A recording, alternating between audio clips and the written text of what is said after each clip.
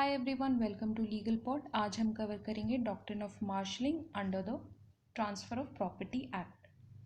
Marshalling word का literal meaning होता है अरेंजमेंट या अरेंजिंग थिंग्स। ये दिया हुआ है section number 56 and 81 of the transfer of property act. अब सेक्शन नंबर 56 बात करता है मार्शलिंग बाय सब्सिक्वेंट परचेसर की, और सेक्शन नंबर 81 बात करता है मार्शलिंग सिक्योरिटीज़ की।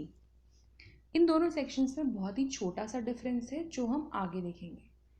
पहले हम मार्शलिंग समझ लेते हैं with an easy example.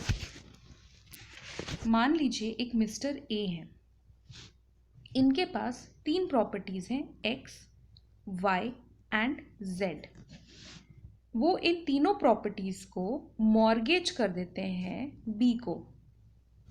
Mortgage कर रहे हैं यहाँ पे हम प्रॉपर्टी। अब मिस्टर ए क्या करते हैं, इसमें से एक प्रॉपर्टी जेड को सेल कर देते हैं मिस्टर सी को।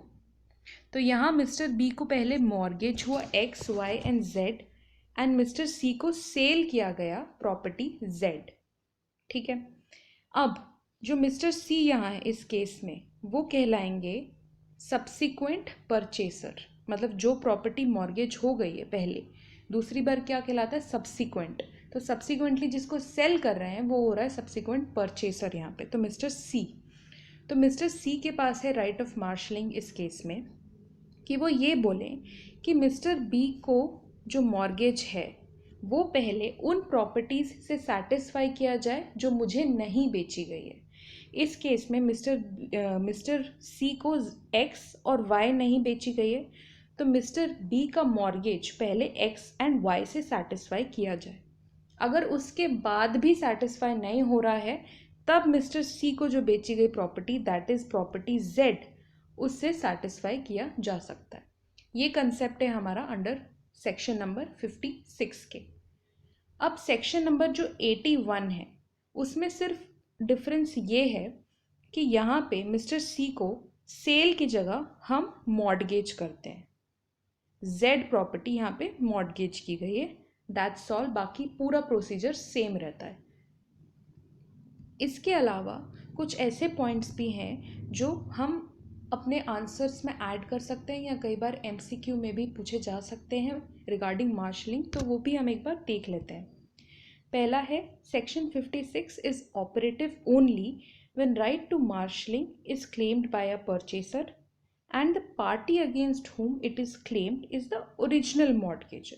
जिसको ओरिजिनली मॉर्गेज की गई थी ना प्रॉपर्टी, वही उनके अगेंस्ट ही आप राइट ऑफ मार्शलिंग अप्लाई कर सकते हो। Second, the doctrine of marshalling will not be applied to prejudice the rights of the third party. Simple सी बात है।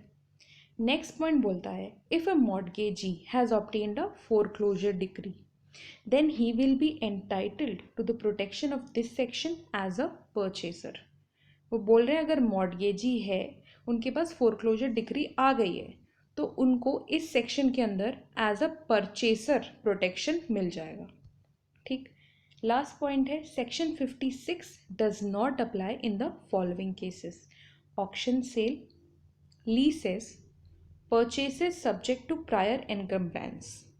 ठीक है। तो ये था हमारा कंसेप्ट ऑफ मार्शलिंग। अगर आपको ये वीडियो अच्छा लगा तो प्लीज़ हमारे चैनल को लाइक, शेयर एंड सब्सक्राइब करिए। Thank you so much.